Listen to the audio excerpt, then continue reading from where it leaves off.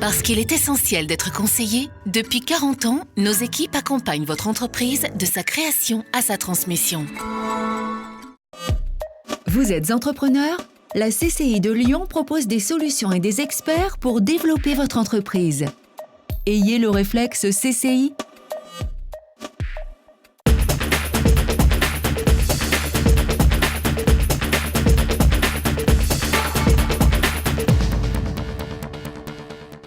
Bonjour et merci d'être fidèle au rendez-vous. Après des débuts chaotiques, faute de neige avant Noël, comment se présente la saison touristique cet hiver en Rhône-Alpes ? On en parle dans un instant avec Marc Béchet, le directeur de Rhône-Alpes Tourisme. À retenir aussi la CCI de Lyon qui fait sa mue, les acteurs rhône-alpins de l'agroalimentaire qui se présentent sous une seule bannière au CIRA, les faillites en forte hausse à Lyon l'an dernier, le marché de gros qui poursuit sa montée en puissance et puis les lauréats de la 10e édition de la fête de l'entreprise. La CCI de Lyon est touchée, mais pas coulée. Pour Emmanuel Imberton, qui vient de retrouver son siège de président, la CCI fait face à une situation inédite avec la chute de 36% de ses ressources fiscales en 3 ans, dont 17% pour le seul exercice 2015, décidé par le gouvernement. À cela s'ajoutent plus de 14 millions d'euros prélevés sur le fonds de roulement. Conséquence immédiate, les effectifs de la Chambre de commerce et d'industrie sont réduits de 10%, soit 32 postes supprimés. La Chambre de commerce et d'industrie cherche aussi à se délester du musée des tissus. Pas question, en revanche, de renoncer à sa participation de 25% dans les aéroports de Lyon, alors que se profile la privatisation de la plateforme lyonnaise. De l'avis unanime, le CIRA 2015 aura été une grande édition, un salon marqué par une forte présence des acteurs de la région Rhône-Alpes, réunis sur le pavillon Rhône-Alpes avec une signature unique, Rhône-Alpes Gourmand. Les explications d'Alain Berlioz-Curlet, le président de la Chambre régionale de métiers de l'artisanat et de Rhône-Alpes Gourmand. Sur 2000 m², 100 entreprises sont regroupées sous l'appellation Rhône-Alpes Gourmand, nouvelle entité depuis le mois de mai 2014 qui regroupe l'ancien cluster Alira, le PEACRIT et R3AP, comité de promotion de l'agroalimentaire en Rhône-Alpes. Donc la région Rhône-Alpes est la première région des appellations ou des labels. Je pense qu'aujourd'hui, dans une période économique difficile, les entreprises trouvent leur salut et leur débouché par l'innovation. Nous venons de voir une entreprise, un exemple, l'entreprise Guillotot par exemple, qui nous dit qu'il ne fait de l'export que par l'innovation. Et l'innovation aussi passe par l'export. Donc voilà, tout est lié, innovation, export, nouveaux marchés, locaux et nationaux et internationaux. Sale temps pour les défaillances d'entreprises en 2014 avec un bond de près de 16% du nombre des ouvertures de jugement de procédure collective, dont plus de 83% de liquidations judiciaires. À noter, côté positif, le nombre de créations de sociétés commerciales qui s'affiche en croissance, lui, de 4,7%. Le marché de gros fait son bonhomme de chemin et poursuit sa croissance depuis son arrivée à Corba, voici un peu plus de 5 ans, en misant sur la qualité et l'authenticité des produits. Explication avec Christian Berthe, son président, recueilli par Pascal Peigné. Cette année, particulièrement, nous avons mis l'accent sur les productions régionales puisque nous avons autour de nous aujourd'hui les producteurs de fruits de Rhône-Alpes. C'est une première sur un marché de gros. Donc nous travaillons maintenant vraiment en collaboration et nous avons des gros projets ensemble. Le marché de Lyon-Corba, c'est une modeste entreprise qui traite 300 000 tonnes de produits, 316 millions de chiffre d'affaires et qui représente tout de même 600 emplois. Donc aujourd'hui, c'est une réelle puissance économique que nous souhaitons mettre au service de notre région, même si cela est opéré depuis déjà très longtemps, mais il est temps maintenant que les Lyonnais en aient conscience et je pense que de plus en plus, c'est le cas. Nous sommes en mesure de leur fournir la diversité, la qualité, les garanties phytosanitaires, les garanties gustatives. Donc c'est avec plaisir que maintenant nous nous embrayons avec les détaillants sur des mesures afin de mettre ça au service du consommateur. Pour sa 10e édition, la fête de l'entreprise, co-organisée par la CGPME Le Progrès, a distingué 12 lauréats. Le trophée du chef d'entreprise de l'année a été décerné à Bruno da Silva, patron de Retail Global Solutions. Et puis celui de la femme chef d'entreprise de l'année a été décerné à Maude Billard-Coster de la société Cardol. Le chiffre du jour à présent, plus 5%, comme la hausse des impôts dans la métropole de Lyon, hausse d'impôts qui concerne aussi bien les particuliers que les entreprises. Avec un budget global de 3,3 milliards d'euros, la toute nouvelle métropole de Lyon dépasse largement le budget de la région Rhône-Alpes, lequel est stable à environ 2,5 milliards d'euros en 2015. On retrouve notre invité, Marc Béchet, bonjour. Bonjour. Vous êtes donc le directeur de Rhône-Alpes Tourisme, le comité régional du tourisme. À fin janvier, la saison est-elle enfin bien lancée, je dirais, après les dernières chutes de neige, parce qu'on a vu que donc, les débuts avaient été un peu difficiles avec l'absence de neige avant Noël. La saison d'hiver a commencé mollement. C'est vrai que la première semaine de Noël, il n'y avait seulement que 30% des stations qui avaient pu ouvrir leur domaine skiable. Donc c'était un petit peu difficile. Les chutes de neige et la neige est arrivée la deuxième semaine. Donc ça s'est largement amélioré.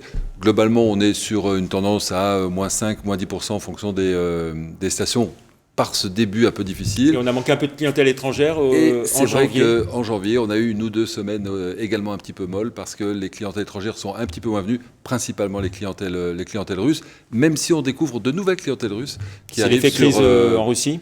Il y a un petit peu l'effet de crise, et puis globalement, je crois que le moral en Russie et en Ukraine, parce qu'on avait aussi un début de clientèle ukrainienne qui venait sur nos massifs. Forcément, là, ils sont moins venus ou pas venus du tout. Donc ça s'est ressenti clairement dans les 20 ou 30 premières stations de la région. Voilà, mais la suite de la saison se présente bien. Elle se présente bien, voire très bien. C'est vrai que là, les 4 semaines de février ont déjà un très bon taux de réservation. Et puis vous l'avez dit, la neige est au rendez-vous, donc globalement, ça devrait bien se passer. Toujours des investissements importants dans les stations de sport d'hiver. Hein. On a vu donc le Club Med à Val Thorens. Alors globalement, déjà la région Rhône-Alpes, c'est à peu près 1,3 milliard en 2014 d'investissement. Donc c'est une grosse région, je crois que c'est même la première région en investissement touristique, entre autres grâce à la montagne. 1 milliard seul pour la montagne sont investis, 300 millions dans les remontées mécaniques et à peu près 700 millions dans l'hébergement. Vous avez cité le Club Med, c'est un petit peu le bateau phare de cette saison puisqu'il a ouvert à Val Thorens, un magnifique village 5 tridents, donc du très haut de gamme, avec près de 800 lits. Donc c'est vraiment un gros paquebot qui est très tourné sur l'international, sur une station qui a une offre ski assez exceptionnelle. Alors la difficulté, c'est de faire vivre ces stations l'été. C'est toujours un peu compliqué.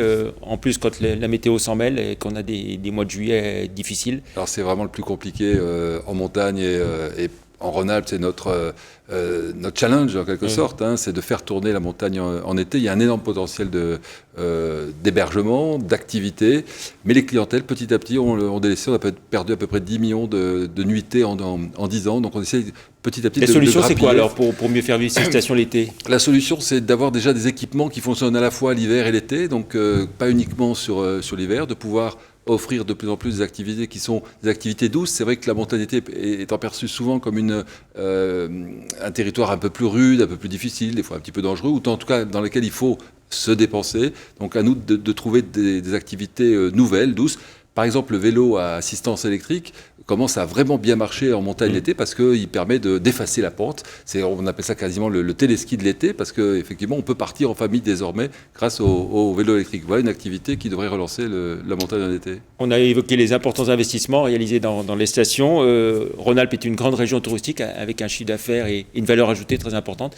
La deuxième région après l'Île-de-France. Alors, les nouveaux chiffres de l'INSEE sont tombés cet été. 17 milliards d'euros de chiffre d'affaires touristique sont générés en Rhône-Alpes. Ça fait plus de 200 000 emplois. C'est 9% de l'activité économique de la région. Donc c'est vrai que le tourisme pèse vraiment. Et puis concrètement, il y a un potentiel très important de développement, de création d'emplois qui est à venir parce que le tourisme est devenu une économie majeure dans le monde. Plus d'1 milliard de gens dans le monde se déplacent dans des situations touristiques et Rhône-Alpes a des atouts particuliers pour les accueillir. Voilà, on a 2 départements dans le top 10. Hein. La Savoie qui est le premier département touristique de France, la Haute-Savoie aussi qui est dans le top 10. Alors Savoie et Haute-Savoie, Savoie-Mont-Blanc, qui sont maintenant réunis sous l'appellation Savoie-Mont-Blanc, font partie des musts effectivement en France. Mais il faut noter Lyon et maintenant la métropole qui prend la 2e place des territoires touristiques de Rhône-Alpes après la Tarentaise et qui a une progression qui est, on peut dire, fulgurante depuis une dizaine d'années. Alors Lyon, c'est quoi à la fois l'effet classement au patrimoine mondial de l'UNESCO et puis les événements qui s'y déroulent Alors c'est beaucoup les événements, clairement, avec des infrastructures de qualité comme Eurexpo ou l'amphithéâtre qui permettent d'accueillir beaucoup de monde à la fois. Et puis l'événementiel. Lyon, l'événementiel crée vraiment des périodes de fréquentation importantes. Le 8 décembre, c'est un classique, la fête des Lumières. Mais les grands salons qui se déroulent, notamment dans la séquence qu'on vient de vivre avec Polytech au mois de décembre, le CIRA actuellement, le CIRA, c'est 200 000 personnes qui se déplacent pendant 5-6 jours spécialement pour ça. Voilà. Où est-ce qu'on trouve le plus de potentiel de développement, j'ai envie de dire, en dehors de l'aspect ski dans cette région? Le potentiel, il est beaucoup dans la gastronomie, oui, dans le vin. Il y a une discipline qui est formidable et qui touche particulièrement notre région, c'est l'œnotourisme. On a la chance d'avoir des vignobles quasiment sur l'ensemble du territoire. Le Beaujolais, les Côtes-du-Rhône, les vins de Savoie sont par exemple 3 gros vignobles qui portent l'œnotourisme. De plus en plus, on se déplace pour rencontrer les vignerons, pour goûter, pour acheter. Et finalement pour recommander, au-delà des paysages, ce qui fait la valeur d'un territoire, c'est-à-dire les gens qui le composent, les gens qui y travaillent, et puis finalement ce que l'on peut le plus partager. Là, pour le coup, le vin se partage bien. Et dans les atouts de Lyon aussi, il y a ce tout nouveau musée des Confluences qui a démarré très fort. Alors, dans les prochains mois, et depuis le mois de décembre, effectivement, le musée des Confluences qui a ouvert ses portes, qui a déjà atteint 100 000 visiteurs en un mois, ce qui est remarquable. Dans quelques mois, nous allons ouvrir l'espace de restitution de la Grotte Chauvet, qu'on appelle la caverne du pont d'Arc-Ardèche, où on attend 4 à 500 000 visiteurs par an. Donc on a une offre culturelle qui est renforcée. Et là, on peut dire que déjà le musée des Confluences se profile pour être le premier lieu visité en Rhône-Alpes devant l'Aiguille du Midi, ce qui n'est pas rien. Et si on doit évoquer quelques grandes actions très rapidement engagées par Rhône-Alpes Tourisme pour développer le tourisme. On est très engagé, tout ce qui concourt à la promotion des thématiques. La gastronomie, d'ailleurs, on est aux côtés de Lyon pour porter la thématique de la gastronomie. D'ailleurs, le gouvernement vient de nous décerner un titre de destination touristique forte sur la gastronomie, et notamment à l'occasion des 50 ans des 3 étoiles de Paul Bocuse. Donc la gastronomie, c'est clé. Le no-tourisme, je viens d'en parler. La montagne l'été, c'est déterminant pour la région. Et puis dans les grands objets aujourd'hui qui nous attendent, notamment en 2015, c'est le rapprochement avec l'Auvergne, qui nous permet d'avoir une grande région. C'est aussi une terre touristique. Grandement touristique, avec une vraie marque qui est l'Auvergne. Je crois que c'est la 3e ou 4e marque touristique de France, l'Auvergne, qui permet de renforcer notre leadership dans la montagne, mais de renforcer aussi des thématiques comme le tourisme vert, le thermalisme, l'agroalimentaire et la gastronomie. On récupère quand même le fameux restaurant de Régis Marcon à Saint-Bonnet-le-Froid, ça sera pas mal. Et un mot pour finir très rapidement sur l'innovation en matière de tourisme, puisque vous décernez chaque année des trophées en matière d'innovation touristique. On a de plus en plus d'innovation dans l'hébergement. On trouve des hébergements qui sont différents, d'ailleurs Lyon prochainement propose des hébergements différents, des chambres d'hôtes bien sûr, mais dernièrement un hébergement de type auberge de jeunesse dans le 3e, des hébergements un peu plus haut de gamme comme Villa Maya à Fourvière. Et puis dans le domaine de l'innovation, on cherche aussi à produire des expériences. Et il y a une expérience qui vient de naître, c'est celle du pas dans le vide à l'Aiguille du Midi, où on a le sentiment d'être véritablement dans le vide face au Mont Blanc. Ils ont fait à peu près 40% de fréquentation en plus grâce à cette innovation. Et le tourisme qui continue de créer des emplois. C'est des emplois. Je crois qu'à Paris, 1 emploi sur 2 qui est créé dans Paris, c'est du tourisme. On n'est pas loin, à Lyon et dans la région. Très bien. Merci beaucoup, Marc Béchet, d'être venu sur le plateau de Lyon Décideur. On se retrouve mercredi prochain, bien sûr, pour une autre émission Lyon Décideur. Merci, au revoir.